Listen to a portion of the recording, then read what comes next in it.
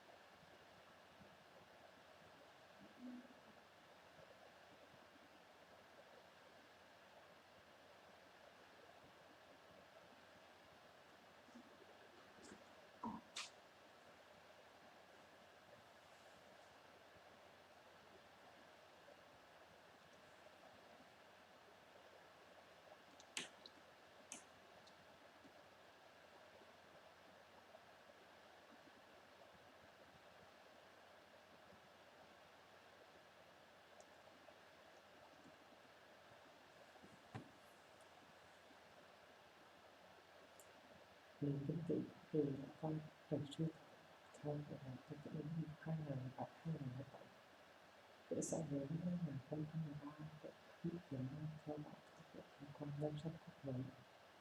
Tuy nhiên, nền kinh tế đã hồi phục về tiền nghĩa sau 2009 và tới tháng 10 năm 2017, tỷ lệ thất nghiệp đã giảm từ mức 2 xuống 10% xuống còn 4,1%. Vào tháng 12 năm 2017, tỷ lệ người công chiếm hơn 10% GDP, tức sản phẩm tài chính nội địa đạt tới 20.000 tỷ đô la, tổng lượng tài chính nội địa là 106.000 tỷ đô la.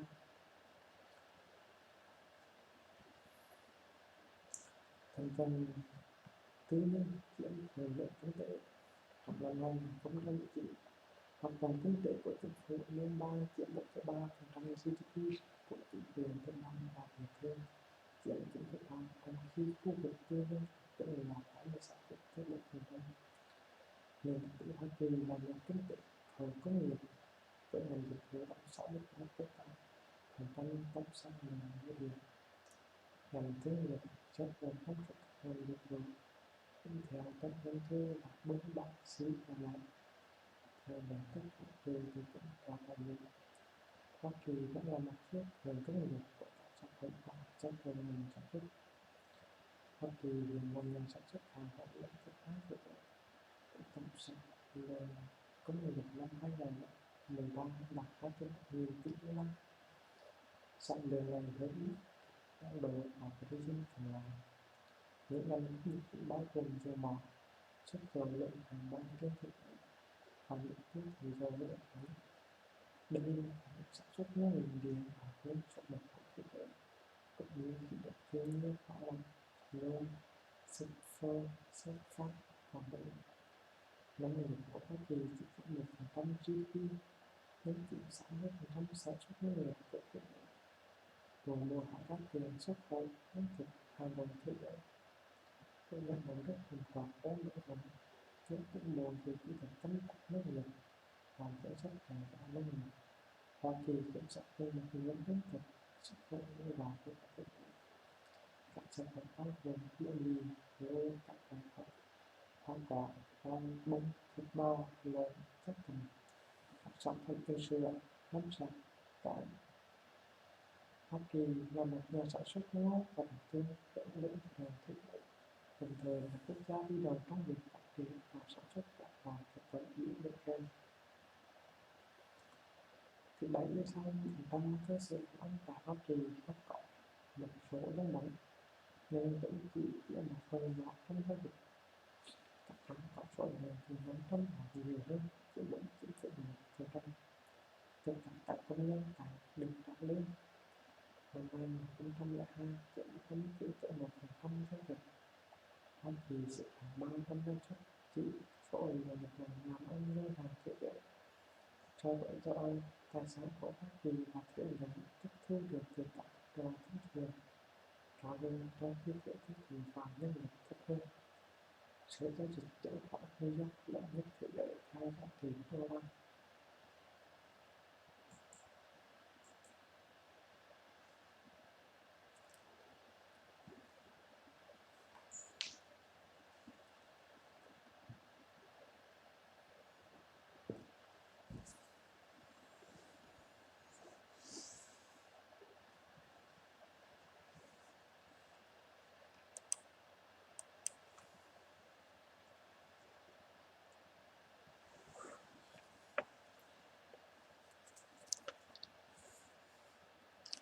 Khi bước vào sự nghiệp của mình, Einstein đã nhận ra cơ học Newton không có thể thống nhất các định luật của cơ học của điện với các định luật của trường điện tử.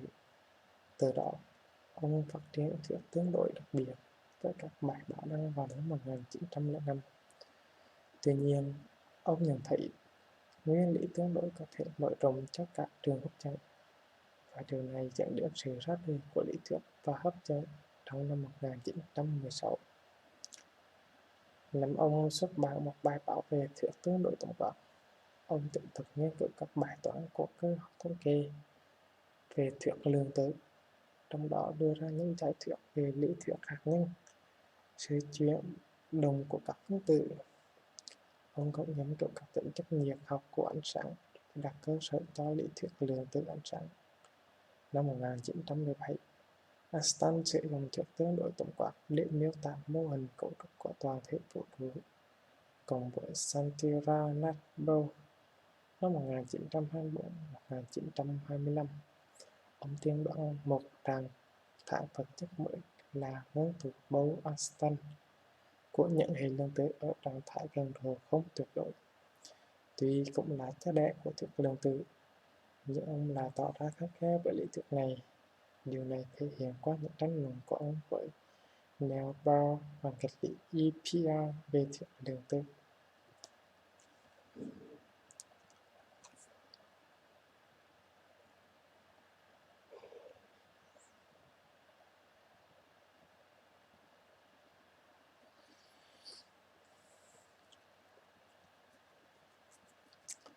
Khi ông đang thăm Hoa Kỳ thì Adolf Hitler lên nắm quyền vào năm 1933.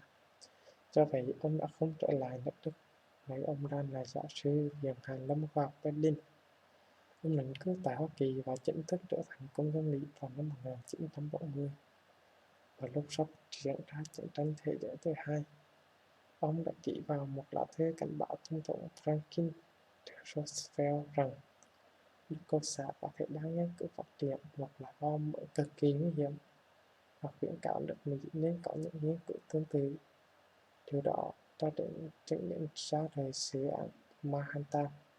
Sau này, Einstein ủng hộ việc bảo vệ các lực lượng đồng minh, nhưng nhìn chung, ông chống đối lại việc sử dụng phát triển mới về phương hạt nhân làm vũ khí. Sau này, cùng với nhà triết học người Anh Bernard Russell, ông đã ký tuyên ngôn Russell-Einstein nêu sự nguy hiểm của vũ khí hạt nhân. Einstein làm việc tại Viện Nghiên cứu cao cấp ở Princeton, New Jersey, cho đến khi ông qua đời vào năm 1955. Einstein đã công bố hơn 300 bài báo khoa học và hơn 150 bài viết khác nhau về những chủ đề khác nhau. Ông cũng nhận được nhiều bằng tiến sĩ danh dự trong khoa học, y học, triết học từ nhiều cơ sở giáo dục đại học ở châu Âu và Bắc Mỹ. Ông được tạp chí Time một tròn lòng người có nghĩa nhất thế kỷ 20. Những thành tựu to lớn nhất của ông đã khiến tên gọi Einstein trở nên đồng nghĩa với thiên tài.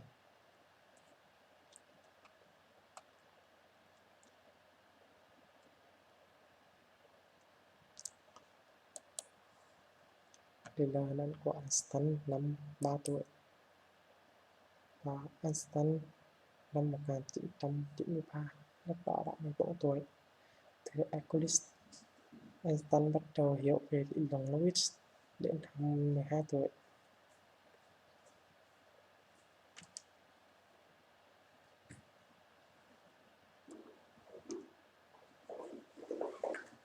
Ngay sau đó, cậu đã bắt đầu khảo cứu ra tất cả đại lượng vô cùng bé. 16 tuổi, cậu thực hiện thí nghiệm tưởng tượng đầu tiên nổi tiếng của mình. Ông đấy phải hình dung ra sẽ như thế nào khi chạy cùng với tia sáng.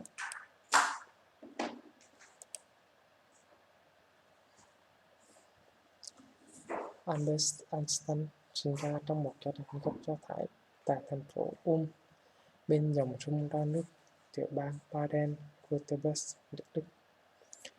Ngày 14 tháng 3 năm 1879, bố ông là Hermann Einstein, một kỹ sư đồng thời là nhân viên bán hàng, còn mẹ là Pauline Einstein, nữ danh Khởi. Năm 1880, gia đình chuyển đến München. Tại đây, bố và các ông mở công ty Electrotechnik Fabrik Einstein, chuyên sản xuất các thiết bị điện một chiều. Dù là dân Do Thái, nhưng gia đình Einstein không theo đuổi Do Thái. Albert học trường đại học Công giáo lúc 5 tuổi, trong vòng 3 năm. Sau đó đến 8 tuổi, Einstein được chuyển đến trường Newport Gymnasium, nơi học tiểu học và trung học trong vòng 7 năm trước khi rời nước Đức. Mặc dù lúc còn bé, Einstein nói rất khó khăn, nhưng cậu vẫn học giỏi các môn khoa học tự nhiên ở trường Công giáo. Ông là người dễ kết phải và không có hình ảnh cụ thể nào để in cách rộng rãi. Ông viết bằng tay trái. Bố Einstein có lần chỉ phép vào cái lá bàn bỏ túi và Einstein nhận thấy phải có cái gì đó làm cho kim chuyển động, mặc dù chỉ có không gian trống rỗng quanh cái kim. Khi lớn lên, Einstein tự làm các mô hình và thiết bị cơ học địa nghịch và bắt đầu lộ năng khiếu toán học của mình. Năm 1889, Mathematics, sau đó đổi tên thành Mathematics, chỉ cho cậu bé 10 tuổi Einstein những quyển sách cơ bản của khoa học, toán học và triết học, bao gồm phê bình lý luận thuần túy của Immanuel Kant và cuốn sách cơ bản của Euclid. Sau này Einstein gọi là hành học nhỏ thần thánh. Talmud là một sinh viên y khoa Do Thái nghèo đến từ Ba Lan. Cộng đồng Do Thái sắp xếp cho Talmud ăn cùng với Einstein vào các ngày thứ 5 trong tuần trong vòng 6 năm.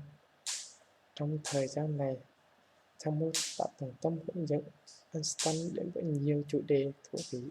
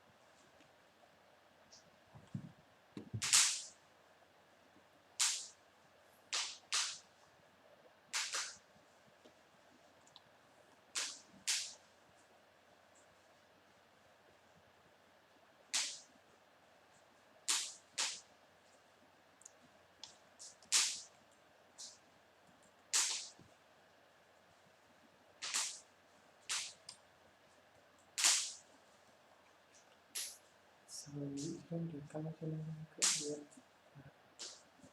cân thân chân nhân được nghĩa là người bị điều những cách cũng được tập hợp và cũng thấy mình lại đem được cân thân tổng hợp là sự chuyển hóa những sự kiện mình hoàn hóa được vì có giá trị kinh tế.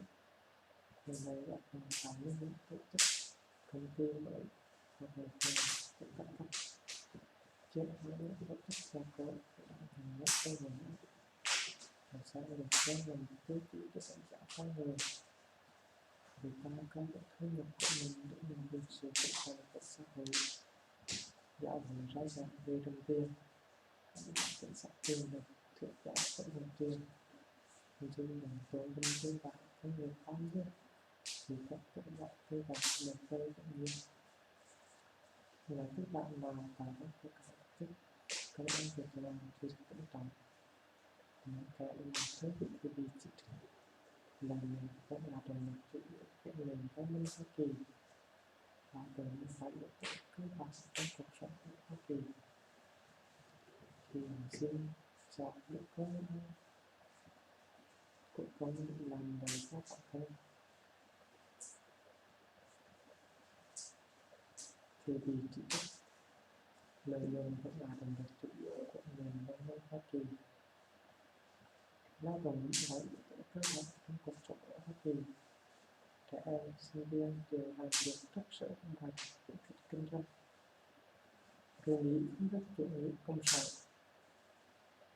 và hiện ở tất cả những gì thay đổi tổ chức xã hội nền tảng văn minh Hoa Kỳ dựa trên sự tiêu thụ sản xuất nâng cao con người mức sống cho nên nó không chấp nhận điều hòa có những lao động lời tài nguyên nếu chủ nghĩa các bạn tài Mỹ họ bị nhà nước điều chỉnh thì cũng chỉ hàng trăm nỗ lực không phân nhằm bảo vệ nhân văn tự do kinh doanh và cạnh tranh tại người Mỹ sáng tạo hiệu quả và người Mỹ cũng đều với cái nghĩa thực trình của họ ý thức thì không quan trọng và cả thể mình được ưa chuộng hơn tại đẹp vì hiệu quả sẽ để sống không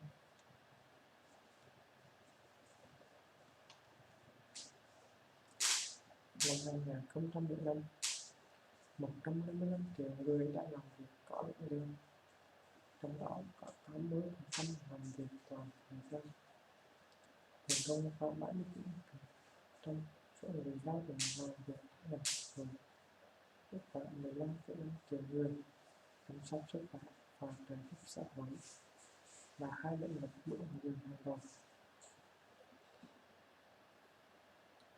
khoảng 12% công dân Mỹ là thành viên của công đoàn thấp hơn so với mức 30% tại Tây Âu các nghiệp đoàn không theo một ý thức cổ lần nào họ chỉ cần đặt yêu sách của mình ở cấp địa phương thường thì nghiệp đoàn thân đạt tiến triển hơn họ cần quan sát ở thành đạo điều hòa nghiệp đoàn thường có một quan hệ với fan mafia và nước ngoài dân tộc thuộc đoàn đã hơn phải rằng nghiệp đoàn là những người chuyên nghiệp đôi khi là những người kém đạo đức và chỉ là những người thành phố cũng như các nhóm lao động ở trong đất nước các nghiệp đoàn Hoa Kỳ tìm cách hoạt động ngay trong cuộc doanh nghiệp tự do đang tồn tại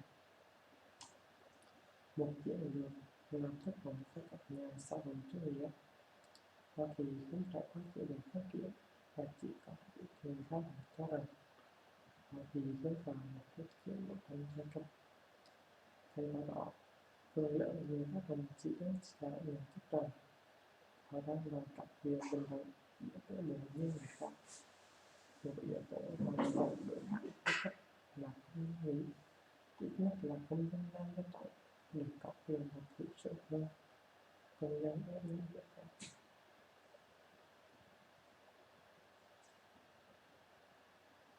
Hoa Kỳ đứng hạng nhất về chế biến và sát hại công nhân vào năm 2007 người Mỹ có chiều hướng làm gì thì hơn một ngày mỗi năm và được công nhân tại toàn quốc phát triển khác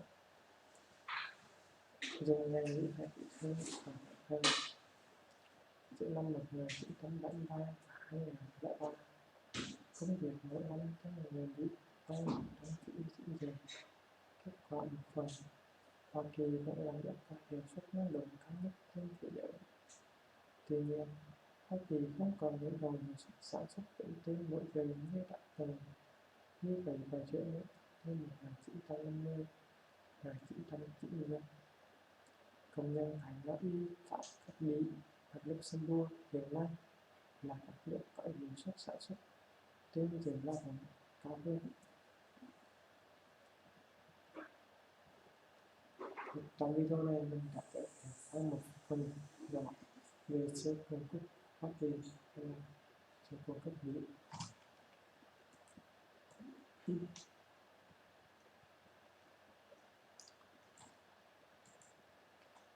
Các công là quốc kỳ của Hoa Kỳ. Quốc huy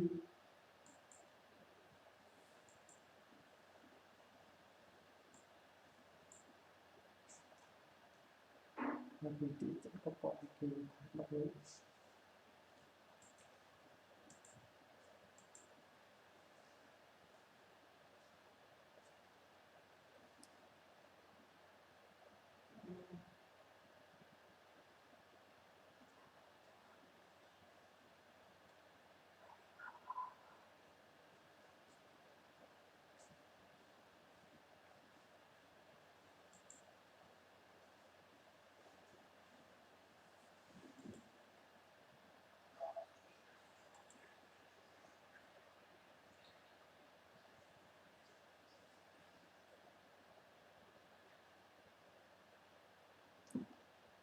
Bên đây chúng ta sẽ có thành phố lớn nhất của Hoa Kỳ vẫn là thành phố New York, thủ đô Washington State. Ngôn ngữ của quốc gia cũng là tiếng Anh.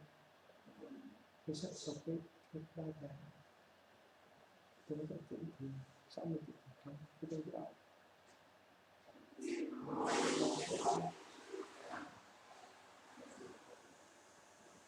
Cái tổng thống hiện nay là Donald Trump, đây là họ về cả quốc hội, thượng viện và hạ viện.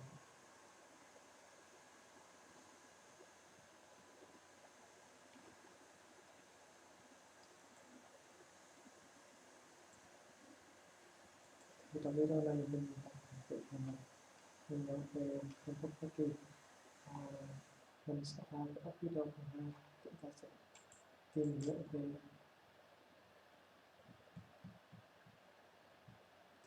về khoa học kỹ thuật và trình độ học của người. Thì cảm ơn các bạn đã xem video. Hẹn gặp lại ở những video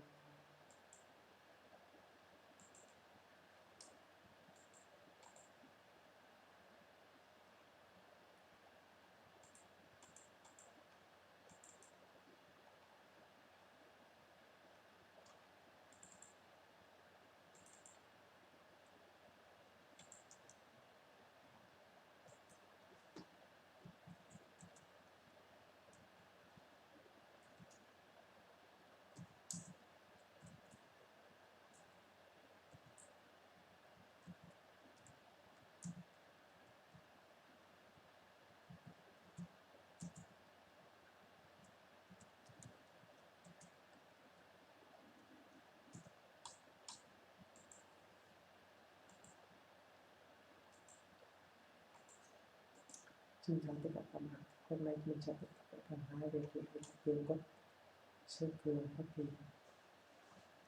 Hôm nay chúng ta sẽ hiểu về lời tức phát triển con người và giai cấp. Hiểu về khoa học kỹ thuật.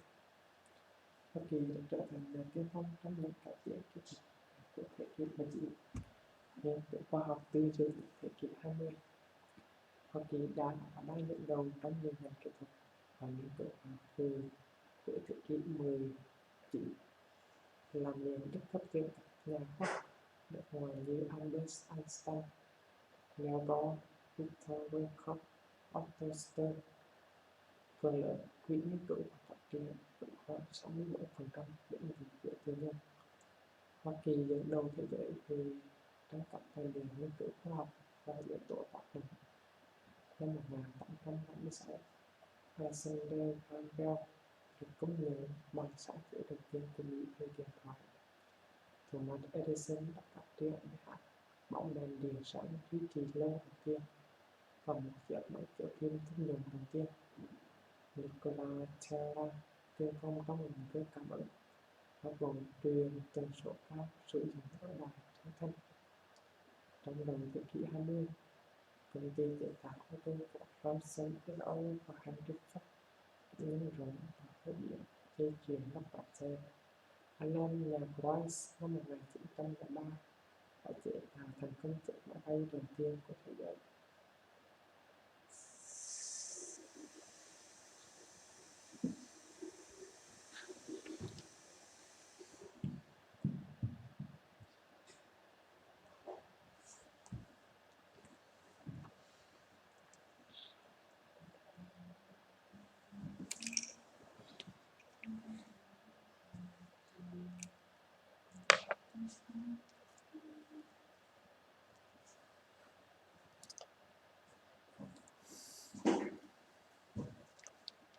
Năm 1894, công ty của Bộ Cầu bị phá sản do ngành công nghiệp điện thay thế. Trong một dòng điện xoay chiều DC bằng một dòng điện xoay chiều AC. Để tìm lĩnh vực kinh doanh mới, gia đình Einstein chuyển đến Mỹ, ban đầu đến Milan và vài tháng sau đó là Pavia. Khi gia đình chuyển đến Pavia, Einstein ở lại Munich để hoàn thành việc học tại Lupus. Bố Einstein dự định muốn anh theo học kỹ thuật điện, nhưng Einstein tranh cãi với hội đồng giáo dục với việc học và dạy giáo điều tại đây. Sau này, ông viết bằng tinh thần học và tính sáng tạo, bị lệch đi trong sự giới hạn của phương pháp dạy và học lòng. Tháng 12 năm 1894, ông tìm cách quay lại, trở lại với gia đình ở Pavia, với thuyết phục nhà trường cho anh nghỉ bằng cách trùm nhận xét của bác sĩ về sức khỏe của anh. Trong thời gian ở Ý, Einstein đã viết một tiểu luận khoa học ngắn với nhan đề khảo cứu trạng thái ether trong từ trường.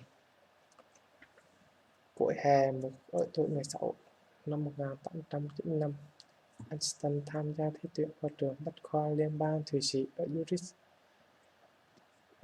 Ông không trúng tuyển do không đạt điểm chuẩn ở một số môn, mặc dù có điểm cao ở môn vật lý và toán.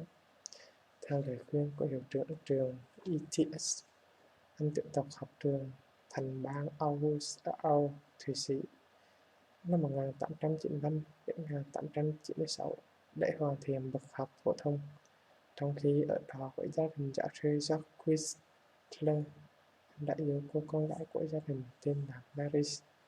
Em gái Mary Einstein sau này ngưỡng lấy người anh trai của Whistler, Paul. Tháng 1 năm 1896, với sự đồng ý của bố anh, Einstein đã từ bỏ quyền công dân của vương quốc Württemberg để tránh nghĩa vụ quân sự. Ông trở thành công dân Thụy Sĩ 5 năm sau, tháng 2 năm 1901. Tháng 9 năm 1896, ông tốt nghiệp bậc học phổ thông của Thụy Sĩ với điểm số cao, bao gồm điểm 6 trong 2 môn vật lý và toán học, theo thang điểm 1-6. Ở tuổi 17, ông đỗ vào chương trình cử nhân sư phạm vật lý và toán học của trường ETS Zurich. Mary Whistler chuyển đến làm giáo viên ở Augsburg, Thụy Sĩ.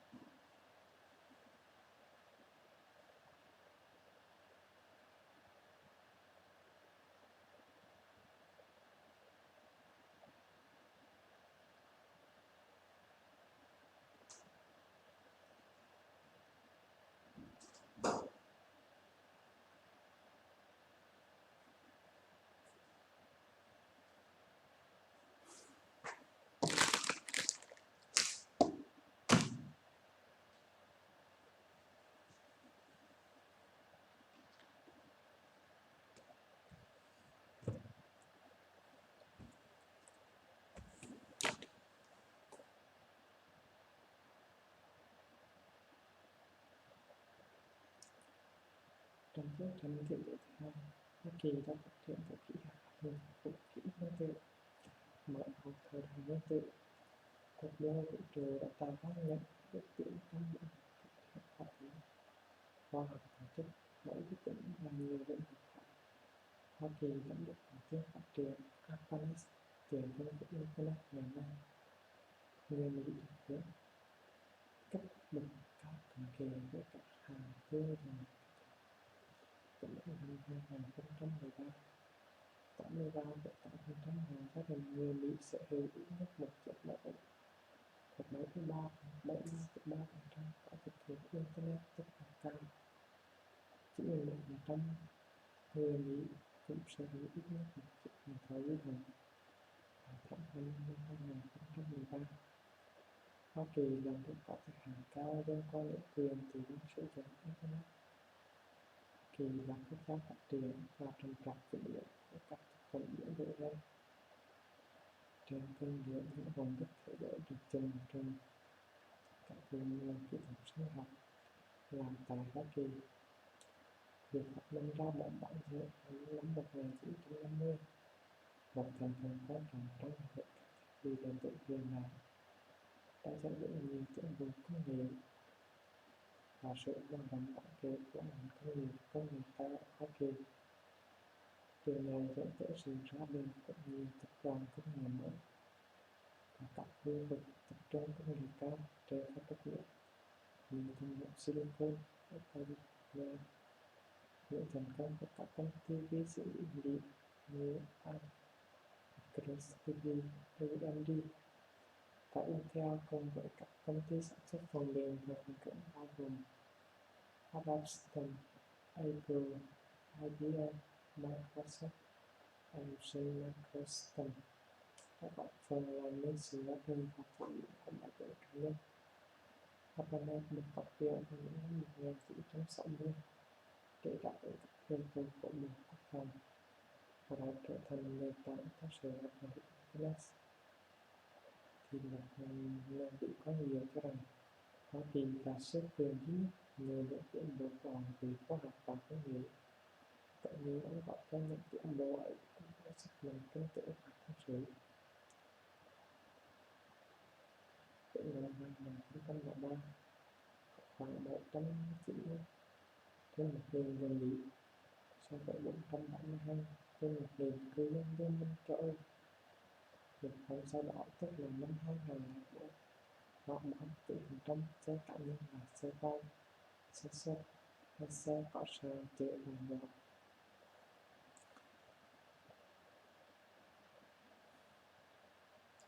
Người Mỹ trưởng thành trung bình dành khoảng 55 phút mỗi ngày lái xe trên đường dài trung bình 29,5 tương đương với 47 km.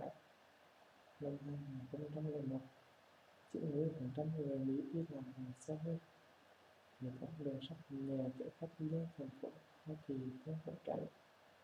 Chỉ có 9% tổng số lượt đi làm việc ở Hoa Kỳ là dùng giao thông công cộng, so với 38,8% tại châu Âu. Việc sử dụng xe đạp rất ít, vượt xa mức lượng sử dụng của châu Âu. Công nghệ hàng không dân sự hoàn toàn tư hữu hóa, trong đó đa số các quy trình chính là của không. Năm hàng không nhẹ nhất trên thế giới với đa số khách hàng được vận chuyển liên lạc của Hoa Kỳ. American Airlines là công ty hàng không nhẹ nhất trong số 20 thị trường hành khách bình thường nhất trên thế giới. Có 16 đảo Hoa Kỳ, bao gồm thị trường quốc tế Halifax, Jackson, Atlanta, bận rộn nhất thế giới.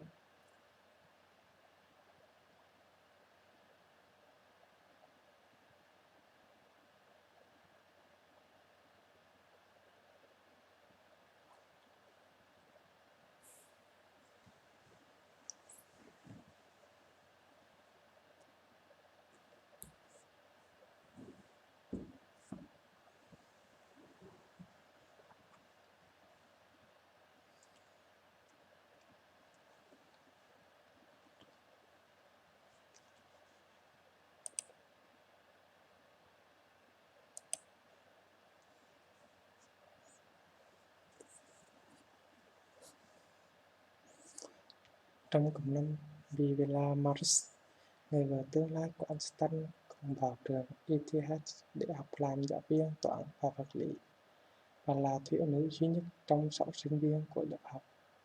Tình bạn của hai người phát triển thành tình yêu trong các năm.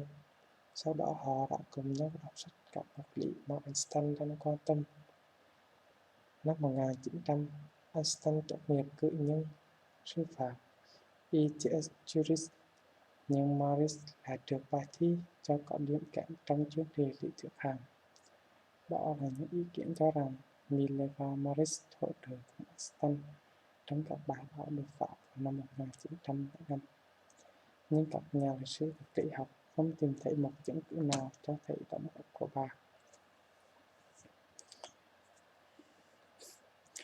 Cuối tháng 1 năm 1902, khi Einstein đang ở Paris, Maris đã sinh con gái đầu lòng đặt tên là Michelle theo như thư từ trao đổi giữa hai người. Lúc đó, Mileva đang ở nhà bố mẹ đẻ mình, còn sống ở Novi Sad. Tên đầy đủ của con họ không được biết, và Lisa sống được khoảng sau năm 1903, có thể là do bị sốt phát ban đỏ. Einstein và Maris cãi nhau vào tháng 1 năm 1903. Tháng 5 năm 1904, đứa con trai đầu tiên của hai người tên là Hans Albert Einstein sinh tại Bern, Thụy Sĩ. Con trai thứ hai của họ là Edward Einstein sinh tại Zurich vào tháng 6 năm 1910. Năm 1914, Einstein rời đến Berlin, trong khi vợ ông ở lại Zurich cùng các con. Maris và Einstein ly dị ngày 14 tháng 2 năm 1919 sau khi sống ly thân trong 5 năm. Einstein lấy người em họ hàng người Đức tên là Elsa Rosenthal vào ngày 2 tháng 6 năm 1919. Sau khi có một quan hệ với cô từ năm 1912, hai người không có con chung và hai cô con gái riêng của Elsa được Albert đối xử như con đẻ, lấy họ của ông tên là Isaiah Einstein và Margaret Einstein. Năm 1935, Elsa Einstein được chẩn đoán các bệnh liên quan đến tim và thận. Bà qua đời tháng 12 năm 1936. Einstein có 3 người con: Lisa Matrix, Hans Albert Einstein và Elders T.T. Einstein. Nhưng chỉ có Hans Albert kết hôn và có con, và chỉ một người con ruột của Hans Albert còn sống đến tuổi trưởng thành, tên là Bernard Einstein, cũng là một nhà vật lý. Sau khi tốt nghiệp đại học, Einstein đã mất gần 2 năm khó khăn trong việc tìm một vị trí giảng dạy. Cuối cùng, bố của Marcel Grossman, nhiều quân biểu với giám đốc cục sáng chế, đã chúc ông làm việc tại Bern, cục liên bang về sở hữu trí tuệ, bằng chứng sáng chế với vị trí gần với giám đốc. Người kiểm tra các bằng sáng chế, ông đánh giá các sáng chế có các thiết bị hiện thế. Năm 1903, ông vào biên chế lâu năm của cục sáng chế Thụy Sĩ, mặc dù ông đã vượt qua sự đề bạt cho đến khi ông nắm bắt được công nghệ máy móc. Nhiều công việc của ông tại cục liên quan đến những câu hỏi về sự truyền tín hiệu điện, sự đồng hồ hóa cơ điện của đồng hồ. Hai vấn đề kỹ thuật xuất hiện rõ ràng trong các thí nghiệm tương tự mà đã dẫn Einstein tới kết luận quan trọng về bản chất của ánh sáng và sự liên hệ mật thiết giữa không gian và thời gian. Cùng với những người bạn ông gặp ở Bern, Einstein đã thành lập một câu lạc bộ thảo luận hàng tuần về khoa học, triết học mà ông nói rằng về hàn lâm Olympia. Họ thảo luận về các nghiên cứu của Henry Poincaré, Amos và David Hume mà sau này ảnh hưởng đến sự nghiệp khoa học và quan điểm triết học của Einstein.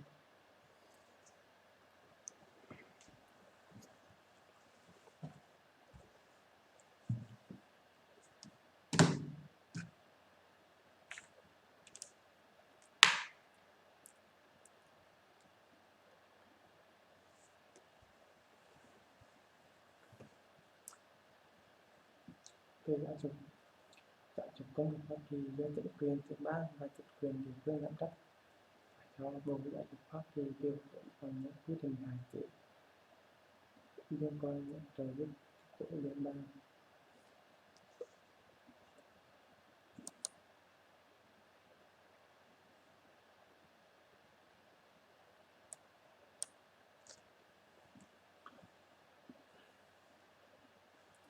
Ở hầu hết các tiểu bang, trẻ em 6 hoặc 7 tuổi bắt buộc phải đi học cho đến khi 18 tuổi. Một vài tiểu bang cho phép học sinh thôi học ở tuổi 16 hay 17. Khoảng 12% trẻ em ghi danh học tại các trường tư thục mà chính thức cô giáo. Chỉ có khoảng hơn 2% trẻ em học ở nhà. Hoa Kỳ có nhiều trường đại học và viện đại học tư thục cũng không lập nổi tiếng có chính sách tuyển chọn không sinh viên cấp khen như đại học Harvard, nhưng cũng có trường đại học cộng đồng ở địa phương cho phép sinh viên tự do ghi danh vào học. Trong số những người Mỹ từ tuổi 25 trở lên, 84,6% tổ trường học, 52,6% có theo học, 23,2% có bằng đại học và 9,6% có bằng sau đại học. Tỷ lệ việc học trực tuyến ở mức cơ bản là 99%. Liên Hợp Quốc đánh giá Hoa Kỳ có chỉ số giáo dục là 0,93, đứng thứ 12 trên thế giới. Về y tế, tuổi thọ trung bình của người Mỹ vào năm 2013 là 70,9. Tuổi thọ trung bình của người Mỹ vào năm 2006 là 37,8 tuổi. Thấp hơn con số của tỉnh ở châu Âu, năm thấp hơn là 3 năm và hơn thạc sĩ công học. Hơn 20 năm qua, thứ hạng về tuổi thọ trung bình của quốc gia đã giảm từ hạng 11 vào năm 1987 xuống hạng 42 của thế giới vào năm 2007. Tỷ lệ tử vong do sơ sinh là 6,17 trên 1.000 trẻ vào năm 2014, đứng thứ 56 trong tổng số 220 quốc gia, đứng sau tất cả các nước Tây Âu, và 1/3 dân số trưởng thành béo phì và 1/3 có trầm cân có phổi. Tỷ lệ béo phì thấp nhất trong số các nước phát triển, đạt trong gấp đôi trong 1/4 thế kỷ qua. Bệnh tiểu đường loại 2 có liên quan đến béo phì là căn bệnh thế kỷ đáng lo ngại đối với các nhà chăm sóc sức khỏe nghiệp vụ. Tỷ lệ có thai ở vị thành niên là 79,8 trên 1.000 phụ nữ, cao gấp 4 lần so với Pháp, 5 lần so với Anh. Đức, việc phá thai tại Hoa Kỳ là một nguồn tạo ra thuốc cải tiến trị sơ động. Nhiều tiểu bang tâm thần công quỹ vào việc phá thai và có luật hạn chế việc phá thai vào thời kỳ sắp sinh nở, bắt buộc thông báo cho cha mẹ của trẻ vị thành niên muốn phá thai, hoặc muốn bắt buộc thời kỳ chờ đợi trước khi tiến hành phá thai. Trong khi việc phá thai có giảm sút, tỷ lệ phá thai tại Hoa Kỳ 240 vụ trên 1.000 trẻ sinh ra đời, và tỷ lệ 15 vụ trên 1.000 phụ nữ ở tuổi 15 đến 4 thì vẫn còn cao hơn so với các quốc gia châu Âu. Hệ thống chăm sóc sức khỏe của Hoa Kỳ vượt mức chi tiêu bất cứ các cạnh, tính theo chỉ số chi tiêu cho mỗi đồng người và phần trăm GDP, không như đa số các quốc gia khác. Hệ thống chăm sóc sức khỏe của Hoa Kỳ không hoàn toàn là công ích, thay vào đó là việc vào tiền chi trả của cả cộng đồng không còn là tư nhân. Năm 2007, bảo hiểm tư nhân đã trả khoảng 36% chi tiêu về sức khỏe cho cá nhân. Tiền gửi của bệnh nhân chiếm 15% và chính phủ liên bang, tiểu bang địa phương trả khoảng 14%. Chi phí y tế Mỹ nhìn chung là rất cao. Một đợt khám bệnh nhẹ cũng phải chi trả hàng trăm đô la. Bệnh nặng điều trị dài ngày phát hiện tốn kém đến hàng trăm ngàn đô la. Chi phí y tế quá cao là lý do thông thường nhất khiến cá nhân, hộ gia đình lâm vào cảnh phá sản tại Hoa Kỳ.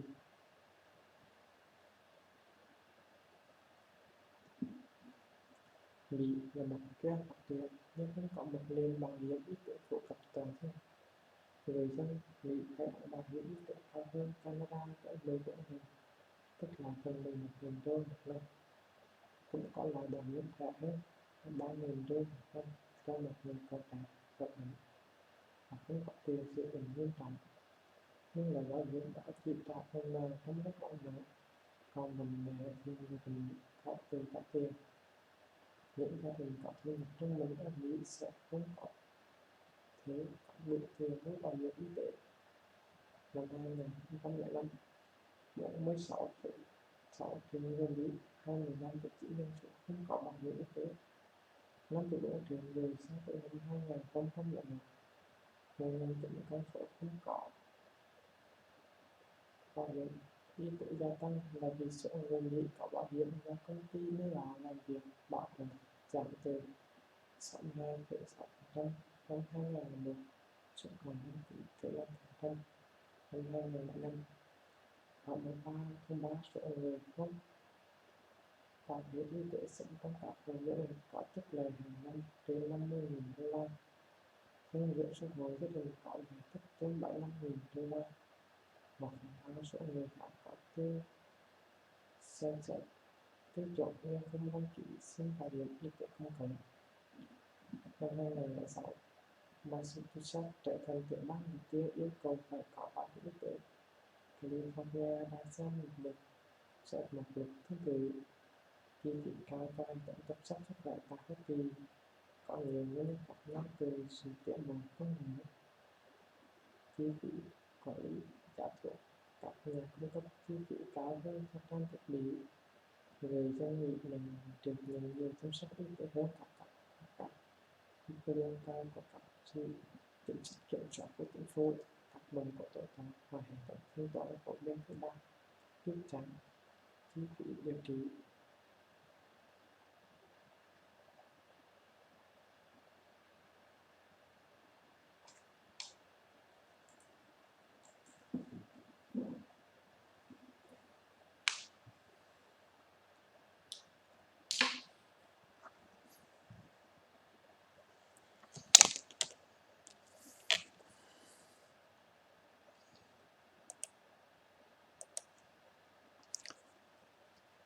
Sự nghiệp hàn lâm.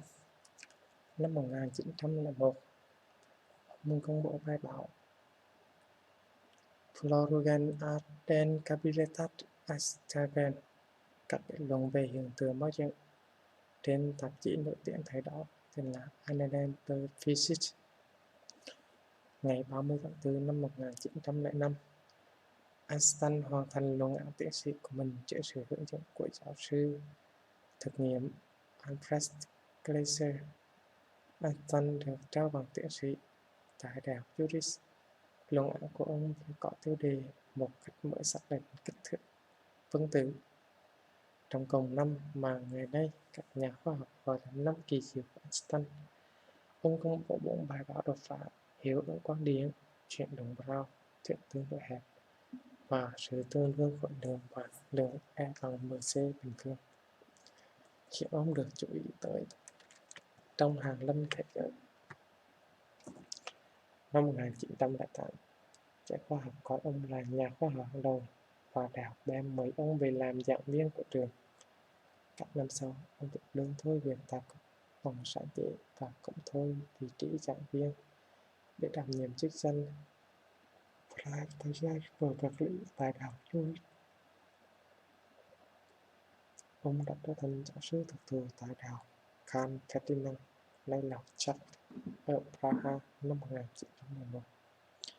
Năm 1914, ông trở lại Đức sau khi bổ nhiệm làm giám đốc của Học viện Kaiser Wilhelm về vật lý 1954 đến 1932, và giáo sư tại đại học Humboldt Berlin, với một điều khoản đặc biệt trong bản hợp đồng cho phép ông được tự do trước những nhiệm vụ giảng dạy. Ông trở thành thành viên của Hiện viện Hàn lâm Khoa học Phổ. Năm 1916, Einstein được bổ nhiệm làm chủ tịch Hội vật lý Đức. Năm 1916 đến 1918. Trong năm 1911, dựa trên những suy luận có từ 1907 về nhu cầu mở thuyết tương đối đặc biệt, ông đã tìm ra hiện tượng dịch chuyển đó do hấp dẫn và tính toán lộ lịch của tia sáng phát ra từ ngôi sao ở xa sẽ bị lệch bởi trường hấp dẫn của mặt trời. Tuy vậy, giá trị tiên đoán chỉ bằng một nửa so với giá trị chính xác khi ông tìm ra được phương thức trung tâm cho thuyết tương đối tổng quát. Tiên đoán này được xác nhận bởi đoàn thám hiểm người Anh dẫn đầu của Sir Arthur Eddington trong quá trình theo dõi nhật thực. Vào ngày 29 tháng 5 năm 1919, các tờ báo quốc tế nhanh chóng đăng tải sự kiện này và Einstein trở nên nổi tiếng trên toàn thế giới.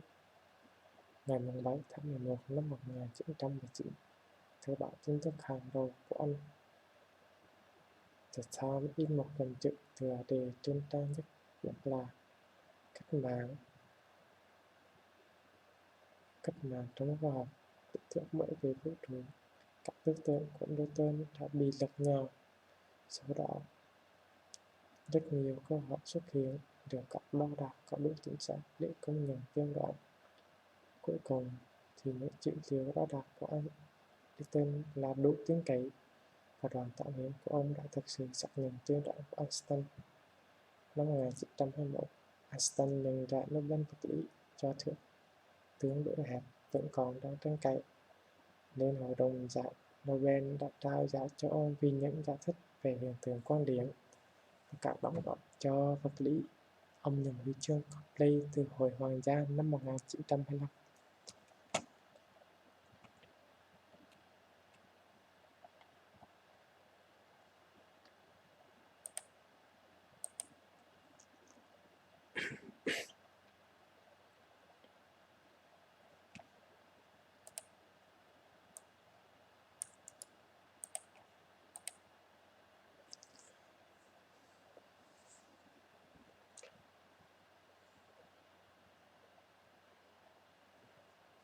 Thăm nước ngoài. Einstein đến thành phố New York lần đầu tiên vào ngày 2 tháng 4 năm 1921. Ở đây ông nhận được sự chào đón trọng thể từ thị trưởng thành phố. Sau đó là 3 tuần tuổi giảng và gặp gỡ nhiều người. Ông trình bày một số bài giảng ở Đại học Columbia, Đại học Princeton ở Washington. Ông đi cùng các đại diện của Viện Hàn lâm khoa học gia đến thăm nhà trọ. Trên đường trở lại châu Âu, nhà triết học và chính sách người Anh Scott Harlan đã mời ông tới London, nơi ông gặp một vài nhà khoa học nổi tiếng khác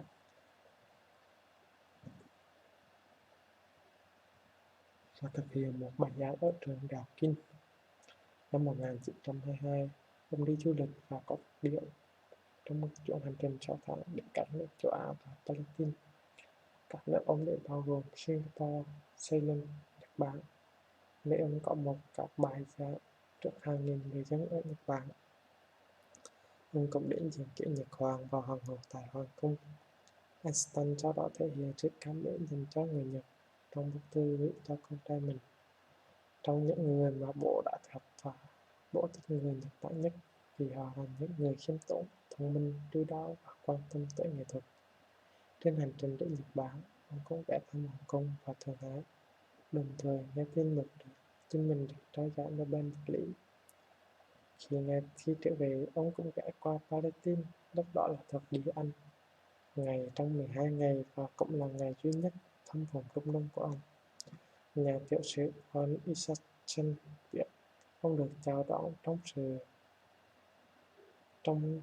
người Anh long trọng như một vị khách cao cấp hơn là một nhà vật lý lý thuyết, bao gồm một loạt bão pháo hiệu chào mừng.